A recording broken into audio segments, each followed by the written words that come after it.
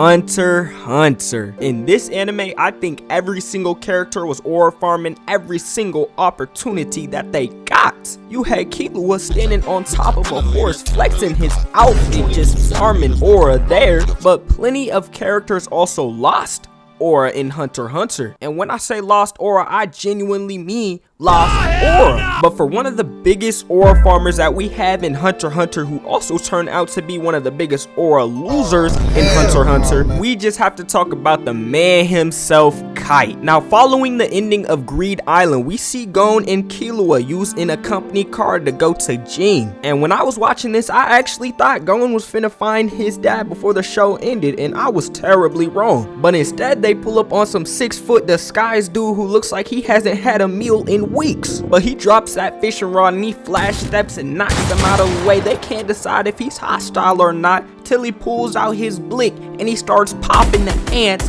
laying next to them. Now that's aura itself, but what also adds on to his aura is when this man was scheming up a nin technique, this man decided to make it where his ability that popped out was completely random. But Kite's aura farming does not end here. When Gon, Killua, and Kite are traveling through the forest and they run into Rama, this man looks clean past Gon and Killua and he's staring straight at Kite talking about some don't touch my prey. So what does this clown do? He darts after Kite, and when he can't hit Kite, he knocks Killua and Gon into oblivion in retaliation. And then this man Kite literally starts farming aura. I don't know if he's building up his nin or what, but he's showing Rama he is not playing around. Then we think Kite is about to smack the mess out of Rama, but nah. He flash steps away to the tree and he tells Gon and Killua to handle his light work. And what do Gon and Killua end up doing? They end up handling his light work and leaving Rama clutching his stomach. But sadly, Kite's generational aura farm is about to come to an end. But before it actually ends, Gon, Killua, and Kite pull up in this cave where they're met with 3 chimera ants, and we're not going to talk about the other 2 people that are in the cave as well. Obviously, Killua cooks his opponent. Gon is over there struggling a little bit, but then you have Kite absolutely styling on his opponent. He brings him down to the floor with one arm after dodging his attack. And why is he CSGO B hopping backwards as he brought the chimera ant to the ground? Yo, this man ain't even need to do all that. He literally did it just to do it. And this man just menacingly stares at us like he can see us, the viewer, and if he's making sure we saw what he just did. And he has his opponent full of rage, steam coming out of his head like he's a Looney Tunes character. He rushes after Kite. Kite dodges and kicks him square in the jaw. Then this man pulls a Sasuke on Naruto and uses his attack to get over him, and he stands on the dude's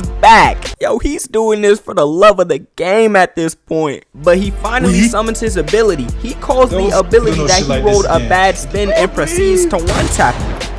How is that even a bad spin? And then he handles Gon's light work too, because Gon wasn't paying attention and almost got his neck bit off. But sadly, the last time Kite aura farmed was here in the forest, where him, Gon, and Killua were fighting a whole lot of fodder. And after Killua successfully wins his one, Kite's like, I'ma end it all here and now. He pulls out his ability. He rolls a number 2. What does this man do? He calls it another bad spin. And with the sheer aura that is bringing every step he takes, he has the frog chimera ant shaking in his booth, and the scythe brings back memories from when he died as a human. And he takes that scythe and kills every single chimera ant in the area, and the mist goes up to the moon for extra aura sprinkled on top. And what would have happened if Gon and Killua miscalculated 3 seconds and they got cooked? Show would have been over before they even made it to the main conflict of the anime. But then Kite gets off screen by Pito and we never got to see what number 3 did. That made me so happy, guys. But for the next aura farmer and aura loser, we just have to talk about Uvo himself. Now when Uvo is first introduced, we're thinking he's scared. He's like, no way you're about to make us become enemies with every single person going to the auction. But he stands on business and said he's so excited to make enemies at the auction. He just needs the call. Then the next we see of Uvo, he already begins his aura farming journey. This fraudulent mafia member pops him in the chin with his gun thinking he did something.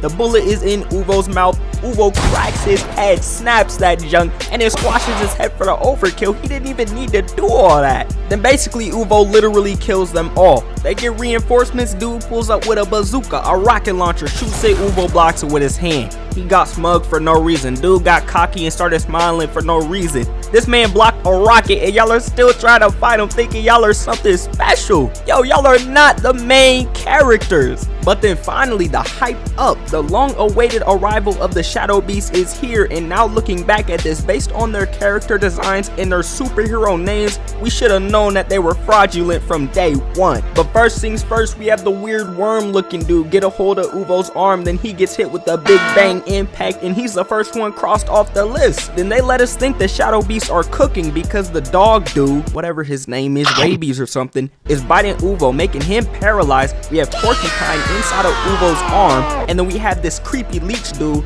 sending leeches into Uvo's skin. And imagine you're sitting there, you're this leech dude, and you're like, yeah, let me make my nin technique about leeches, you nasty freak. I was glad when this dude got slimed out. But Uvo said, nah, I'ma one up y'all.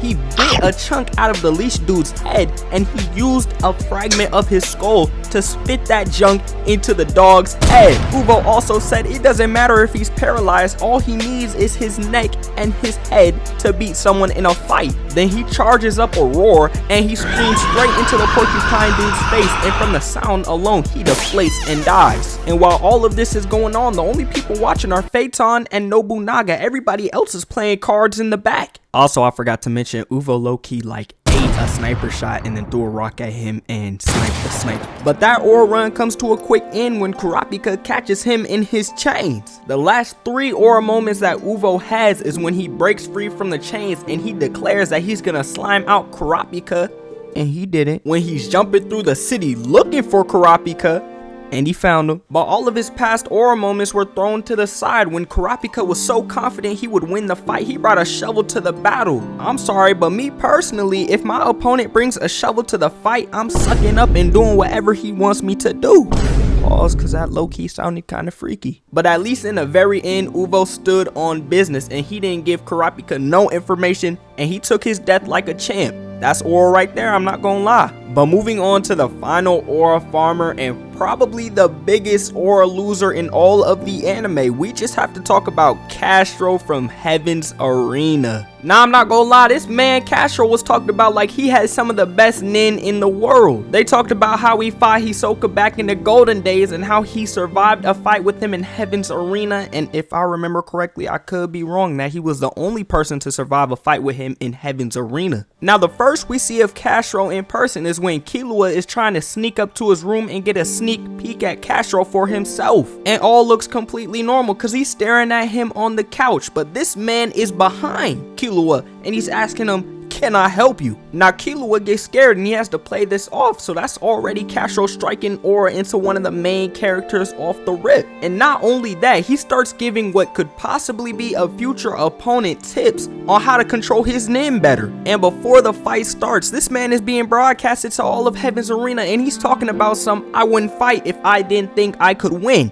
I don't know if he's just trying to gain aura at that point or he's genuinely that cocky. But then when he goes to fight Hisoka, we think he's mixing him at first. He takes his arm. We think he's going for one arm and he swoops down and goes for the other. It looks like Hisoka is lost because of his technique, how he can clone himself. Then Hisoka starts talking trash saying, yo, you can take this arm right here. I don't even need it to whip your behind. But then Hisoka has his arm reattached. Yo, Bungee Gum is going stupid right now. But then Kastro starts tripping. He starts taking everything to heart. And once Hisoka really picks out the right one, Kastro just ain't himself no more. And he's losing aura by the minute. It's going down like tick damage because Hisoka is literally talking to him and staring at the real him while dodging his clothes. But then he gets overwhelmed and gets hit with a flying fist to the face. And like Hisoka said earlier, he'll dance himself to death. And guess what he did?